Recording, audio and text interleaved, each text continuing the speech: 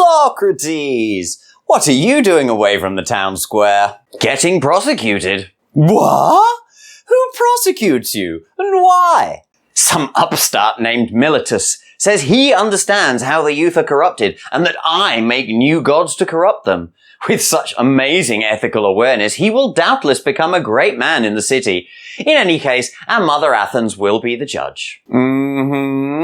The world doesn't like to hear of new insights on sacred topics, Socrates. Pay them no mind. That's easy for you to say. You don't engage in discussing your opinions. I am sadly compelled to make my opinions known.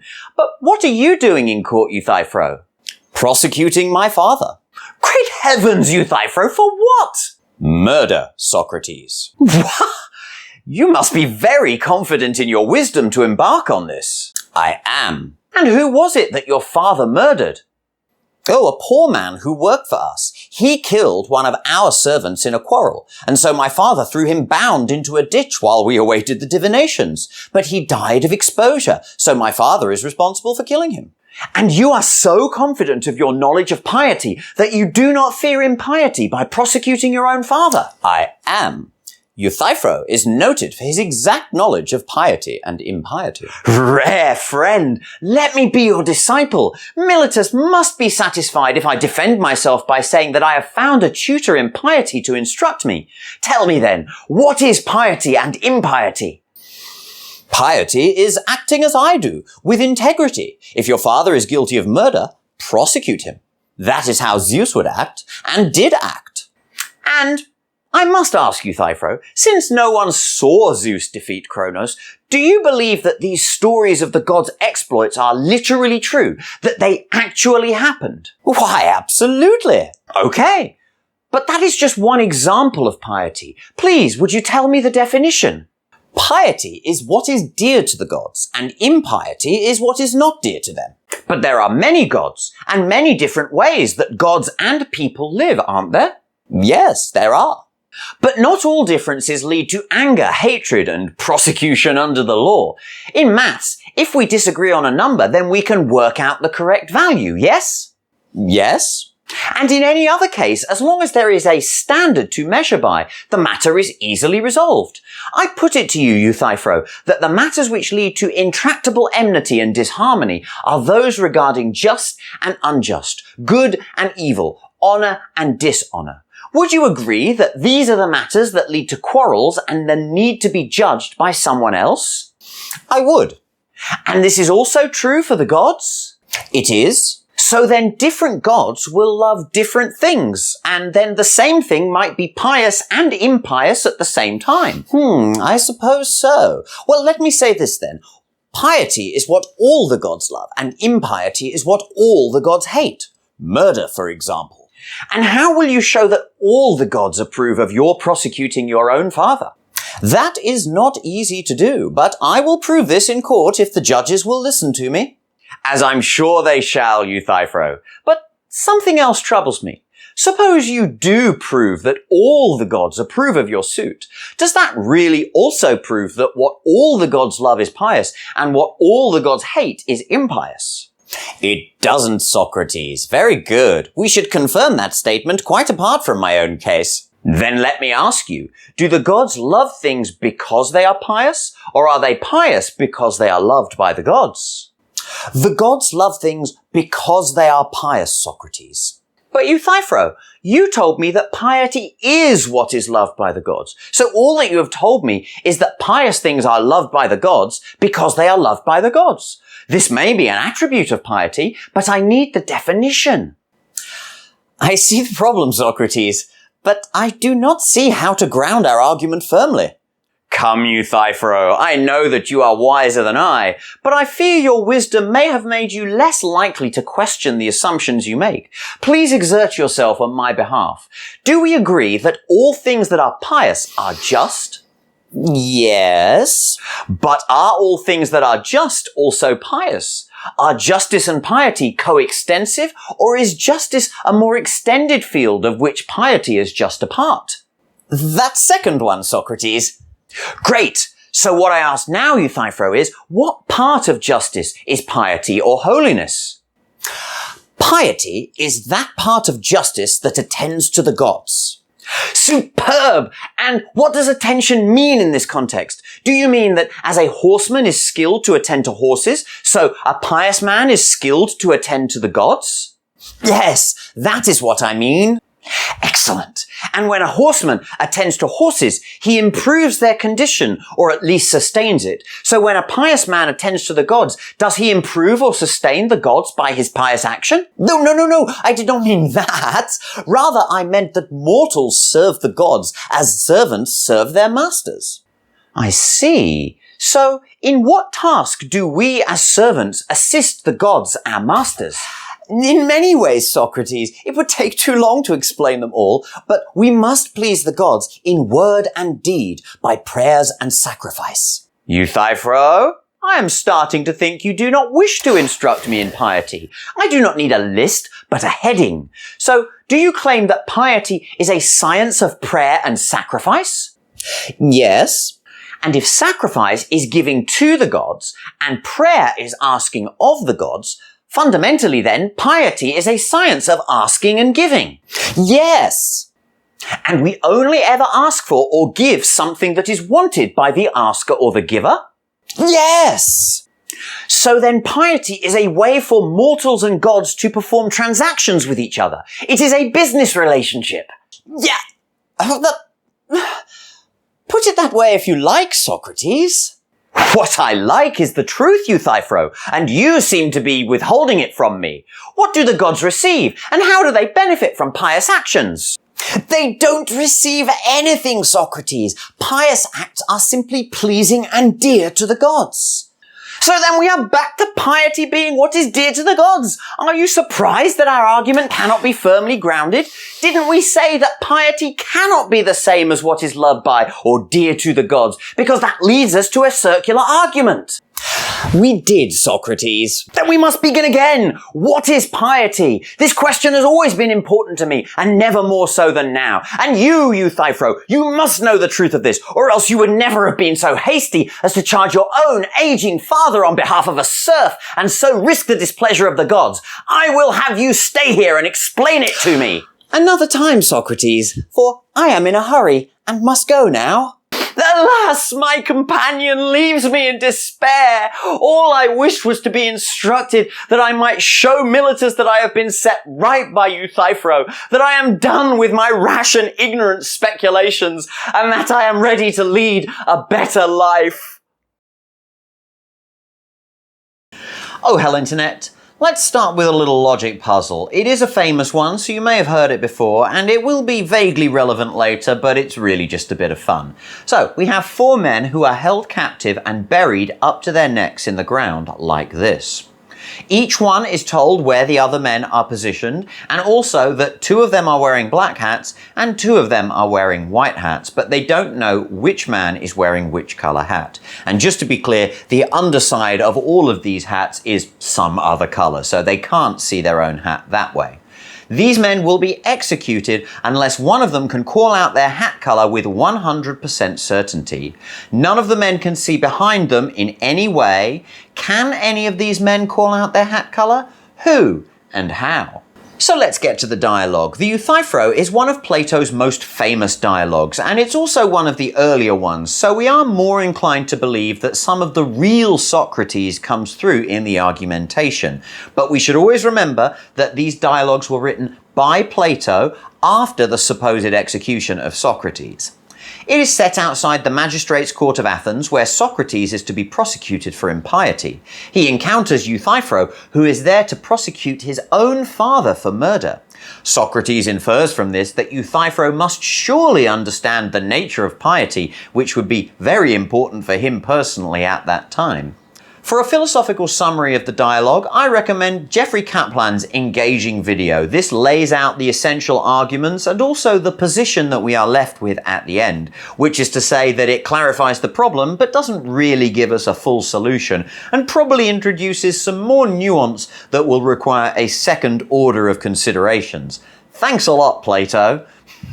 So So as for me, this is an amateur discussion of the Euthyphro dilemma. I will just be throwing around the concept, and as ever, remember I am not an academic, so please comment if you disagree.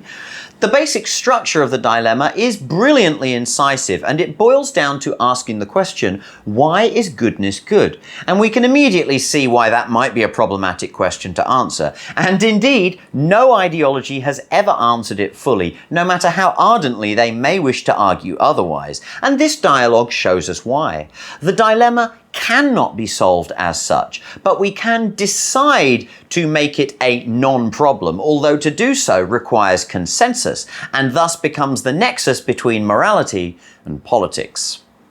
As I understand it, the Euthyphro dilemma is insoluble because of Hume's guillotine. You can't get an ought statement from an is statement without relying on another ought statement somewhere, and this is why moral realism is losing ground in modern philosophy. This is not to say that we should not create socially beneficial moral systems, it's just that the ought which is implied in socially beneficial is one that we ourselves create. It is a construction of the human world rather than anything inherent in nature.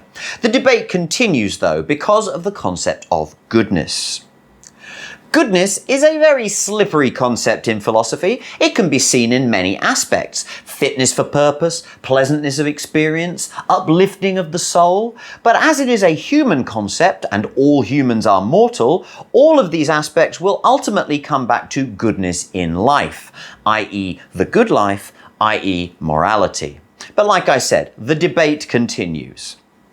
Socrates had the luxury and the burden, as with all true monastics, of being called to the seeker's quest to pursue a pure ideal. But for any human who is concerned with the human world, there will be a necessary blurring of pure ideological lines. For Hannah Arendt, at least as I understand her, this boundary is drawn between the vita contemplativa and the vita activa. As per usual, credit goes to Arendt, blame to me, etc., etc. If you're interested in this topic, you should definitely read her more. For the purposes of this discussion, though, the good can only be holistically defined in the vita contemplativa, which is necessarily personal. However, in vita activa terms, the good is derived from the plurality of humans, which means it must take into account differing perspectives, and the more it does so, the closer it is to a true common sense, i.e. a model of the world and nature which is gained through the senses and is common to all humans. This sense of the good is irrevocably separate from any absolute good which may or may not exist and which may or may not be accessible through the vita contemplativa. The brute fact, though, is that if you live in a pluralist world, then common sense will necessarily require you to compromise on your pure ideology. And, according to Arendt at any case, you do live in a plural world. It is one of the fundamental premises of her philosophy that it is men, not man, who dwell upon the earth and inhabit the world. You can absolutely still claim that there is an absolute good that applies to all people at all times, but that application will always be to different people at different times, and so it will elicit different results. So the good as a practical concept is a moving target, and this fact undermines all coherent moral theories, but the Euthyphro focuses on deontological theories because they are allegedly objective from a higher authority. Euthyphro's problem is complicated by having to deal with many gods, but monotheism only simplifies, it does not solve the essential problem of whether goodness is good because of God's favour, or if God simply favours that which is good.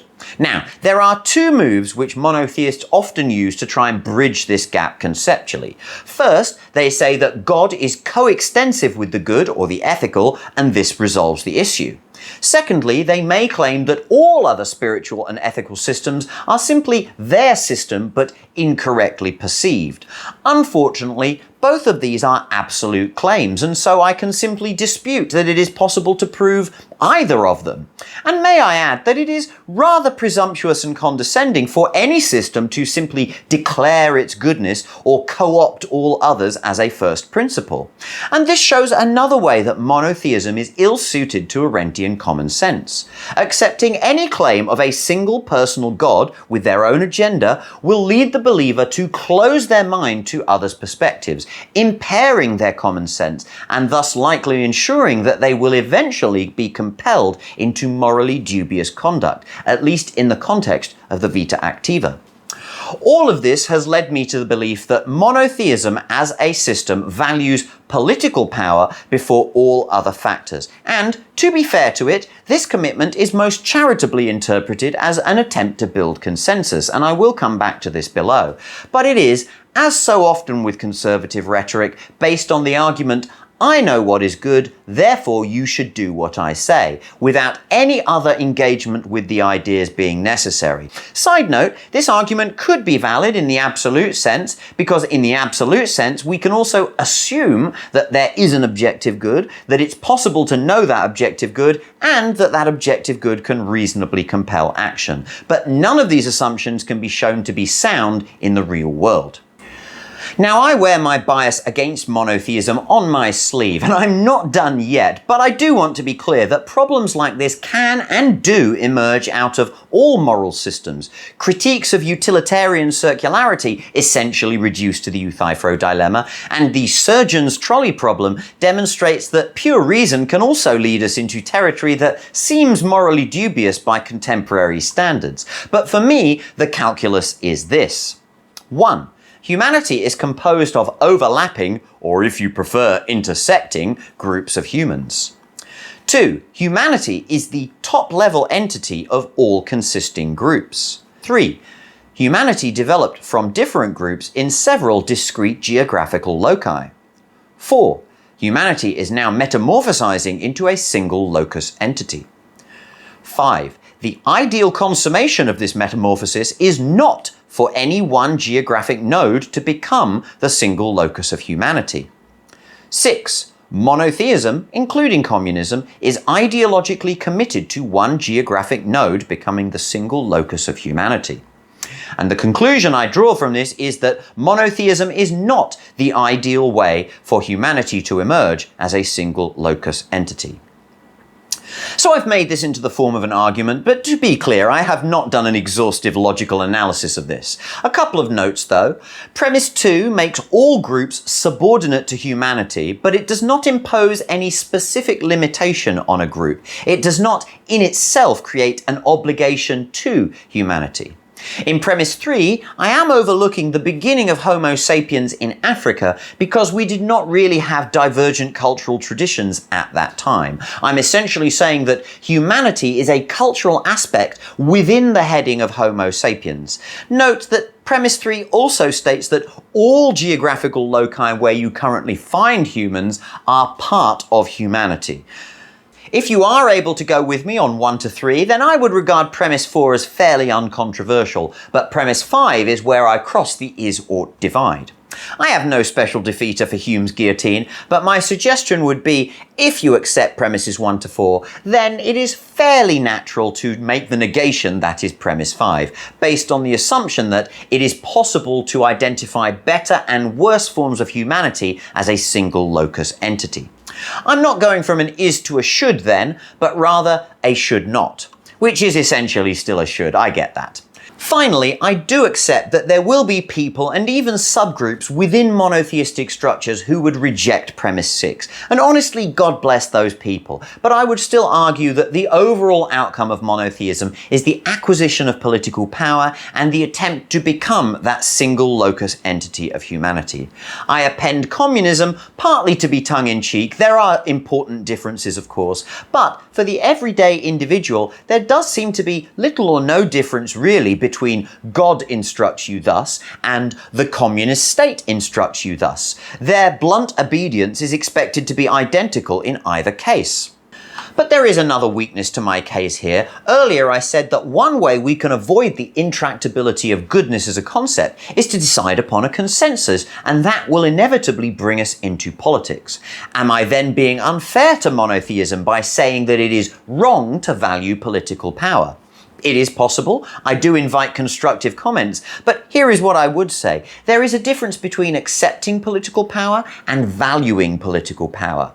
Power is only the movement of energy, and to me, energy and its forms must be the thing of essential value, or else what is power for? Furthermore, monotheism doesn't really decide anything. It has been decided, and that precludes discussion and exchange of opinion, which is the bedrock of any political process. But if we are without an absolute good, then there is a danger of falling into a complete moral relativism, and humanity as a group is certainly vulnerable to people who are better at talking than they are at the thought behind their words. This is the paradox of charismatic rulers, as shown very competently by Frank Herbert in Dune, and in another less well-known form I would like to briefly cover. In the online webcomic The Order of the Stick, spoilers incoming, Ilan the Bard learns that his long-lost father is the general of a despotic tyrant, and as their father-son conflict reaches its climax, we learn that he embraced the role of the villain because, for an evil empire to fall, it must have been already established for years or even decades, during which time he gets to live like a king. And now, with the arrival of his son to defeat him, his name will pass into legend. The question for us here is, in the absence of an objective moral good, can we say that Tarquin's moral perspective makes it right that he spent years tormenting a population while also manipulating the tyrant who was ostensibly at the head of the empire? He betrayed confidence in both directions in order to place himself as a nexus towards which everyone else was directed, making everyone else a means to his end. This would perhaps be the outcome represented by the unrestrained will to power, and it shows us why, in spite of his originality, Nietzsche's moral perspective deserves critique and refinement. Hannah Arendt's theories dealing in plurality, natality, irreversibility, and forgiveness could be what is missing from Nietzsche's strident individualism.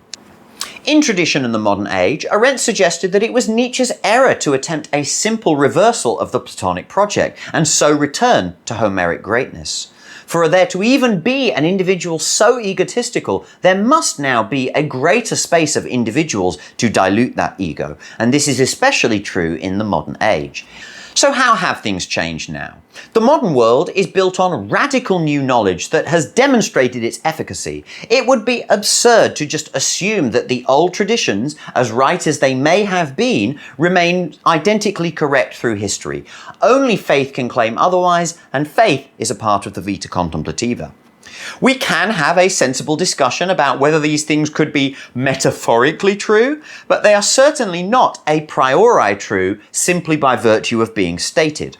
The reason this is still so contentious, though, is that the vita activa is the realm of politics, and politically it takes time for new paradigms to take hold. And this is not just about people being too self-absorbed or busy to notice, although it is certainly about that. It can also be baked into the nature of the system. One problem is that the past impairs the future as traditions ossify and human behaviours enable our resistance to change and our tendency to follow the crowd. Also, though, some possibilities are just simply not available until certain conditions happen. This is easily seen in the sciences. No human could fly before the invention of flying machines, for example. But it also works in more abstract conceptual cases. But this is less intuitive because these are the very things about which we argue, the things which require adjudication, as Socrates puts it in the dialogue. Let's return to that logic problem as a simple example of this. One of these men must call out correctly their own hat colour. Do you have an answer? The solution, which I did not originally get by myself, I must be clear, the solution is that C can answer, but the crux of the puzzle is to realise that C cannot answer immediately. They're not able to answer until they realise that D is unable to answer. even though D has more information than any other person. There is a necessary passage of time between full comprehension and response, and the most likely source of a solution, person D, is actually unable to provide the answer. Note, it is true that perfect logicians would be able to tell immediately that C is the person who can answer, but are we arguing that that is how decisions are made in the vita activa?